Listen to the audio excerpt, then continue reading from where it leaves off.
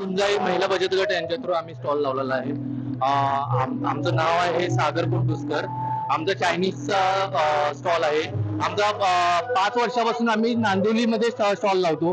आमचं dry Manchurian, सुका Manchurian, त्यानंतर चायनीज भेल ही आपण देतो. तर आमची टेस्ट ही चांगली आहे आणि घरगुती आहे. आम्ही आमच्या स्टॉल मालकांशी बोलतो. नमस्कार. आम्ही आज हा कल्याण महोत्सव आपला कल्याण महोत्सव मध्ये स्टॉल लावलेला आहे. मी सागर कोंडुसकर.